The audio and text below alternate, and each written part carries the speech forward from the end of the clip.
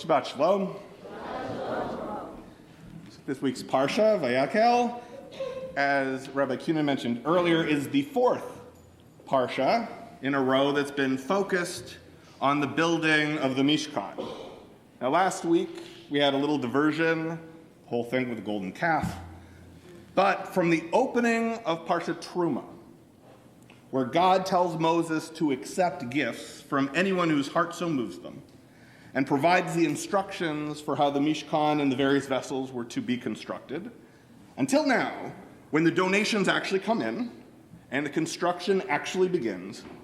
Through all of this, the primary concern of Torah has been the design, building, and operation of the portable sanctuary the Israelites were to build in the desert and carry with them.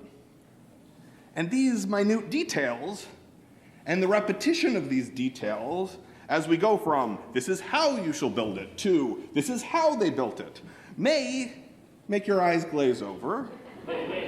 But I think it's actually really appropriate that the Torah spends so much time on this topic. Because what we're really talking about is how these Israelites, just freed from slavery in Egypt by God, how they are choosing to structure their relationship with God. The point of the Mishkan is so God may dwell among the people. And these parshiot are answering that question. How will we bring God's presence into the world? And this week, as we read Vayakhel, the construction begins. And the name of the Parsha, Vayakhel, and he, Moses, assembled or convened or gathered together all the people. This word comes from the root that means community, kehilah. The building of the Mishkan was not just an act that brought the people in communication and relationship with God. It allowed the people to come together with each other, creating community. And this year, the reading of this parsha also lines up with Shabbat Shekalim, the first of 4 special Shabbatot before Passover. And so for the Maftir, we went back to the opening of last week's parsha, where we read about the obligation of every Israelite adult male to contribute half a shekel of silver. This served both as a census as well as providing the funds for the construction of the Mishkan. And in the temple period, this became an annual poll tax that funded the operation and maintenance of the temple. If we were to compare the half shekel tax to the free will gifts that the people give in the main reading today, we find 2 very different models for how to raise funds. And so, without further ado, I will present to you my State of Donation address. The primary way that the material that was to be used to build the Mishkan were gathered was through the collection of these free will gifts. We see this in the beginning of Parashat Truma, where God tells Moses he should accept these gifts, which are called Truma, of anyone whose heart so moves them to give.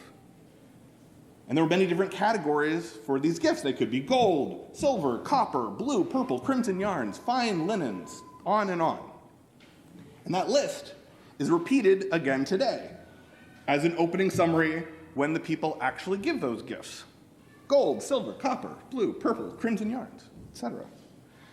And repeatedly, we are told that these gifts were given by men and women whose hearts were moved to give. People who were Asher, Nadav, Libam. This truma was all categorized under the category of a free will offering, a nedava. Let's compare this to the half shekel that all Israelite men over 20 were required to bring that we read about in the Maftir reading. The half shekel, like all these other gifts, is called truma. but the similarities seem to end right there. The free will gifts were voluntary, made by anyone who wanted to give. There are multiple types of gifts, no specific amount set. Exactly what item a person gave and how much they were to give, if they gave it all, completely up to the individual. Here, the half shekel is obligatory. Every adult male had to give it, and it had to be silver, and it had to be a half shekel. It had to be a set amount. We said explicitly, a poor person cannot give less, and a rich person could not give more. A half shekel of silver. That's it. So this truma, this gift, this offering is not a nedavah. It is not a free will offering. It is called a kofer nefesh. It's a ransom or an atonement for their soul. We get the same root for Kippur, Yom HaKippurim. It's called the Kesef HaKippurim. It's atonement money. Kesef HaKippurim. Atonement for their very souls. Two very different models. Both employed to raise the funds to build our people's first communal sacred space. When it comes time to build a place for God's presence to dwell among the people, we find both are necessary. Now, I think in general, our modern Western culture, with its emphasis on autonomous individuals, is going to place more value on those free will gifts. Every individual has the agency to choose if they want to give and not, and if so, what they give and how much of it they're going to give. We put our resources where our hearts move us to. This is admirable. People coming together to build something they all care about is how we build voluntary communities, like Beth David. And yet, our tradition provides this counterbalance with the half shekel.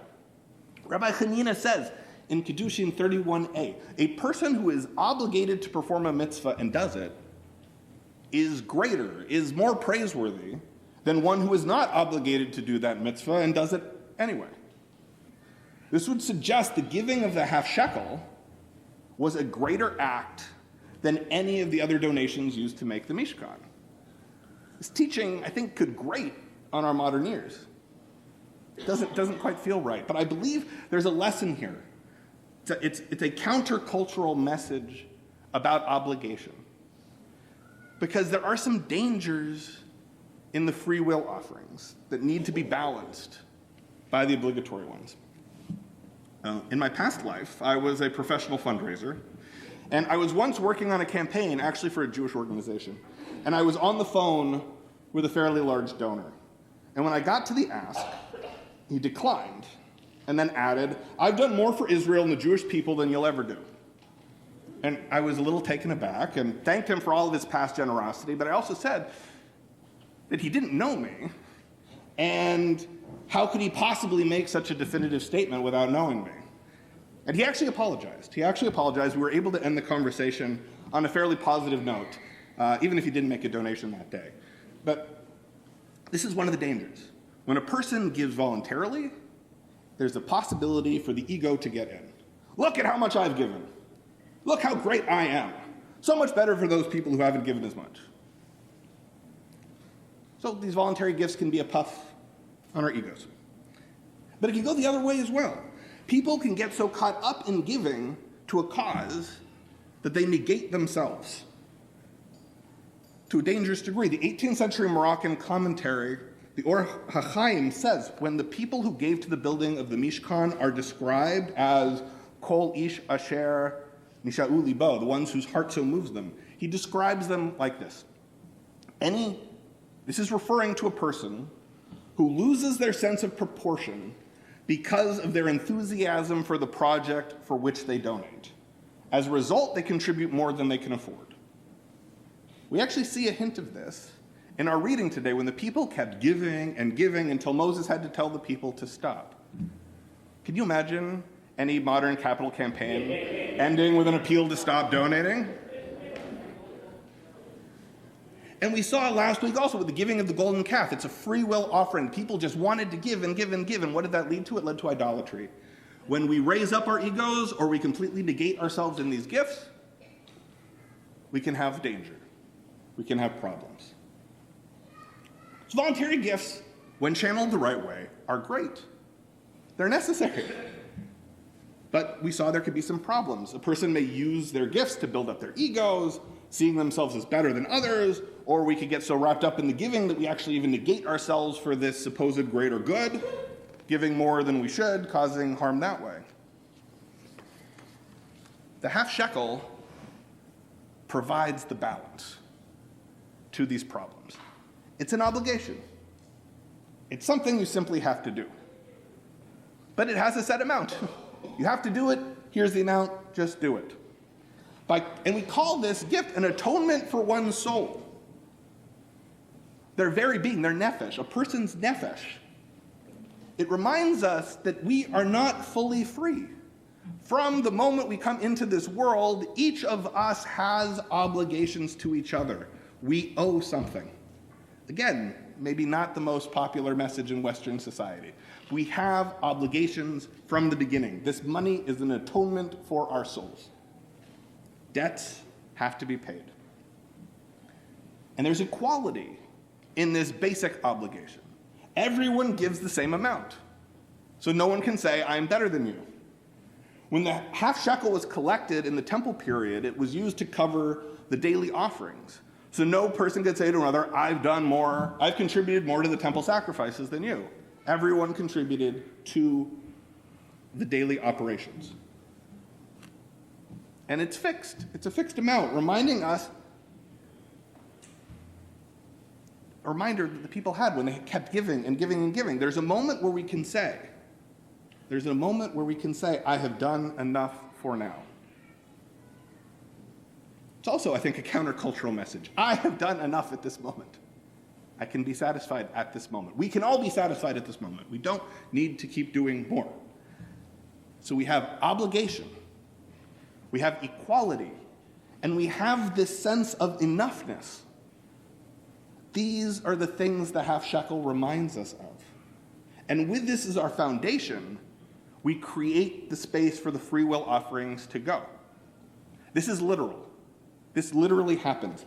In next week's Parsha, we learned that the silver that was collected from the half shekel census, what was it used for? It was used to make the sockets and the bands that held the wooden posts of the Mishkan. The silver from the obligatory gifts became the foundation, became the connectors that allowed all of the free will gifts to fit together as a unified whole. So how would our giving be different if we made our free will offerings with this base understanding of an obligation? I pray we can have that we can come together and establish that foundation upon which each of our individual gifts may be set up to create that sacred community that we have here where God's presence may dwell among us. Shabbat Shalom.